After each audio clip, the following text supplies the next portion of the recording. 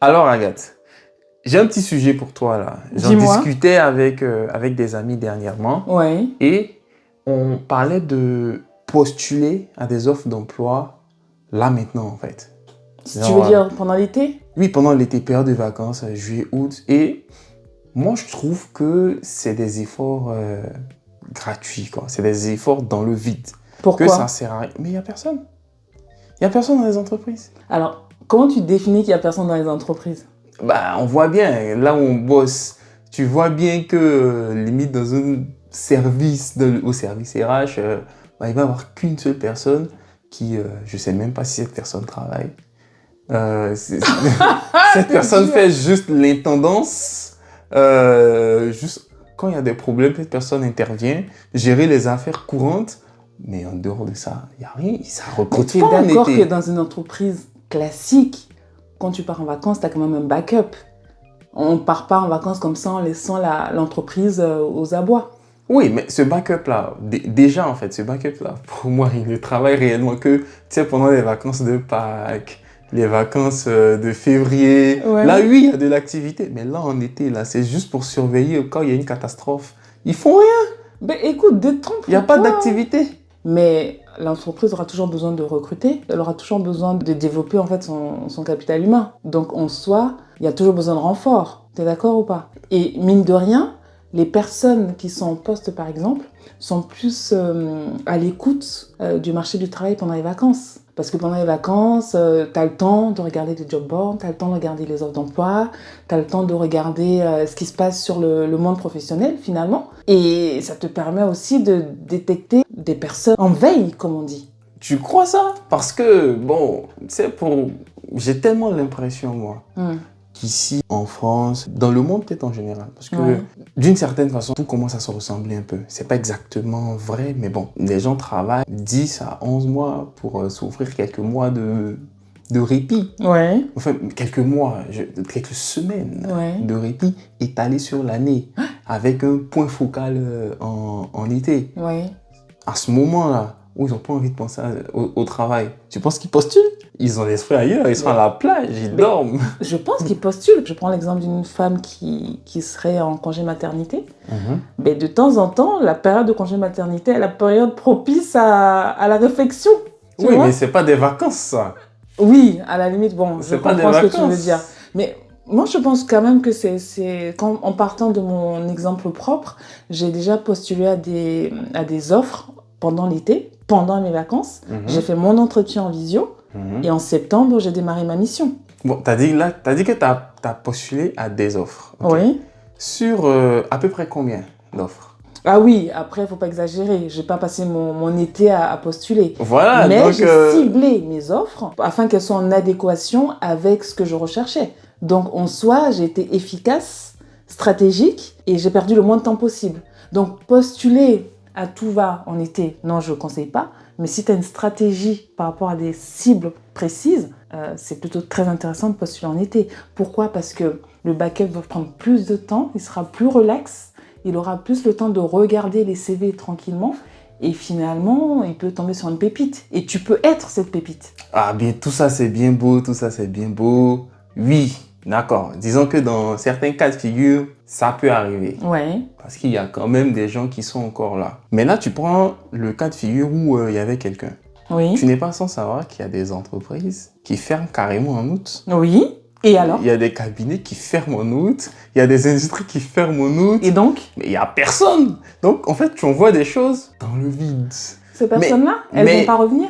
Mais le temps qu'ils reviennent, oui. Ils vont reprendre plein de trucs. Tu penses qu'ils vont revenir sur tout ce qui est arrivé pendant le mois d'août, là? Mais j'ai l'impression qu'il vaut mieux postuler le plus proche possible de la rentrée, en fait. Parce que ça arrive au moment où ils sont éveillés, au moment où ils sont là, où ils ont, disons, les yeux assez clairs et pas embrumés par la plage de soleil et les mojitos pour consulter, pour analyser le CV. Moi, je suis pas trop d'accord avec toi parce que justement, le fait de postuler en été, ça permet de faire un tri, d'avoir une certaine organisation et surtout d'avoir le temps nécessaire pour regarder les CV.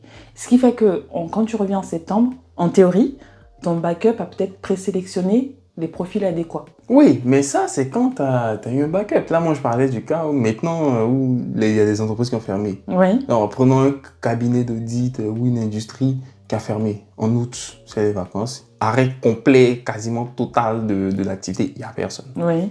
C'est les endroits où il y a des vacances forcées, là. Ben, quand tu reviens, moi, je trouve que c'est intéressant d'avoir une palette assez large de CV pour toi-même assurer ton tri. Donc finalement, tu vas t'allouer un temps nécessaire pour trier. Et généralement, tu as des ATS justement qui font ce tri-là. Et finalement, tu récupères les CV en cohérence avec les opportunités. Oui, mais bon, là, je me dis, tu arrives, il y a 50 CV. Disons, l'ATS en a sorti 50. Ouais. Est-ce que ils vont pas regarder les 50? Mais à quoi te sert ton métier alors? Bon, moi, franchement, je crois pas que les gens ils regardent tous ces CV-là. Je pense qu'ils regardent les 3, 4, 5, les 10 premiers CV. Et si dedans, il y en a quelques-uns qui sont bien... Il y en a quelques-uns qui sont bien, ils les sortent. Et puis, c'est ceux-là qu'on appelle, quoi. Les autres, éventuellement, si parmi les 10 premiers, on n'en a pas trouvé. Voilà. On a une certaine éthique dans notre métier. Et c'est important de... Tu sais, les gens qui postulent, je pense que ce sont des personnes à part entière, en fait. Elles ont de l'espoir. Donc, le minimum, c'est d'analyser leur CV, leur faire un retour, j'insiste dessus, et prendre le temps, en fait, de la réflexion et de voir si les profils correspondent. Donc, c'est important, ou parfois nécessaire, de postuler pendant les vacances d'été. Parce que, mine de rien, on a un éveil qui est un peu plus prononcé parce qu'on a moins de stress, on est plus libre de nos mouvements, on a moins de charge de travail et on a le temps d'analyser. Et encore une fois, on peut passer des entretiens pendant l'été. Donc à ta question, moi je dirais que ça a du sens, mais il faut le faire de façon structurée et pas complètement à l'aveuglette. Donc oui, on a l'impression que ça ne sert à rien, mais l'espoir fait vivre. L'espoir fait vivre.